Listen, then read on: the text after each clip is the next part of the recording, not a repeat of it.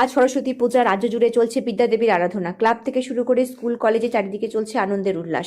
বাংলার পাশাপাশি এখন ভিন রাজ্যে সরস্বতী পূজা হচ্ছে, অর্থাৎ কর্ণাটক রাজ্য বেঙ্গালুরু শহরে কর্ণাটকের বেঙ্গলি স্বর্ণশিল্পী সমিতির পরিচালক সরস্বতী পূজা।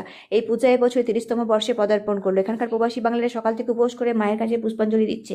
কর্ণাটক বেঙ্গলি স্বর্ণশিল্পী সমিতির পক্ষ থেকে জানানো হয়, প্রতি বছরের মতো এই বছরে জাঁকজমক করে পালিত হচ্ছে সরস্বতী পূজা। এই দিন উপস্থিত ছিলেন কর্ণাটক বেঙ্গলি স্বর্ণশিল্পী সমিতির প্রেসিডেন্ট প্রবীর দাস, বলরাম কর্মকার, অঞ্জন কুমার গড়াং, বিকাশ ঘোষ, সুকুমার দোলই, রঞ্জিত সরকার, জয়ন্ত দাস, সঞ্জয় জানা, উত্তম সহ সকল সদস্যরা। শেষে সংবাদ মাধ্যমের মুখোমুখি প্রেসিডেন্ট প্রবীর দাস কি জানালেন, চলুন দেখে নেওয়া যাক সেই ছবি।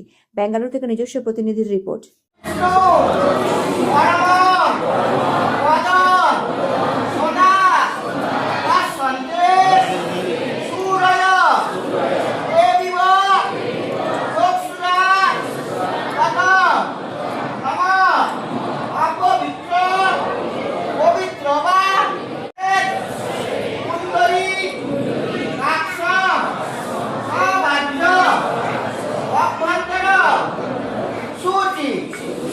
गुरु ब्रह्मा गुरु विष्णु गुरु देव पुष्पम ओम सरस्वती नमो नमः। छोड़बे ना, जे चले चले के देवे छोड़बे ना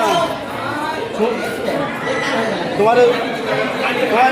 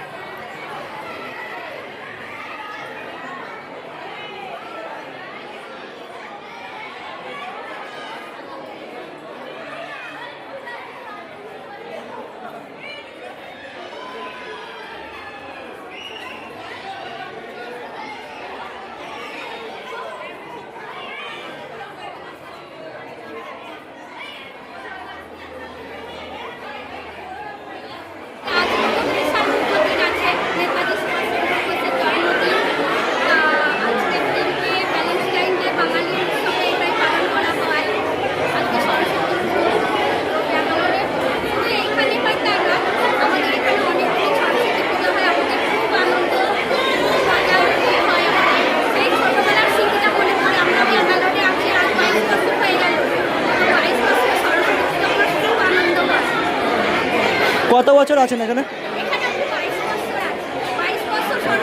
কেমন লাগছে এখানে পুজো আজাগুলো?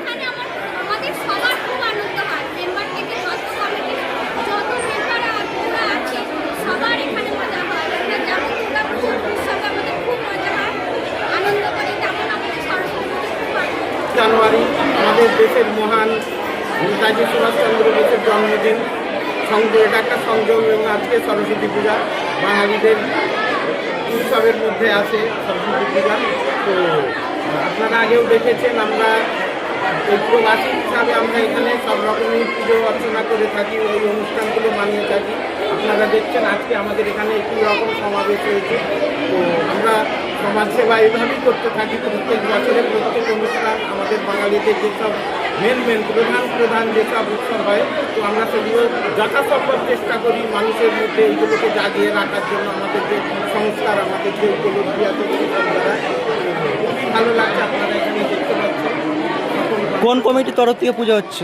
আমাদের সমিতি হচ্ছে ব্যাঙ্গলোর দুর্গা পূজা সমিতি। তো আমরা সব রকমই পুজো করে থাকি। কত বছর করছেন? আমাদের এটা 30 বছর হচ্ছে। তো খুবই ভালো লাগছে, মানুষের সমাবেশ আপনারা দেখতে পাচ্ছেন।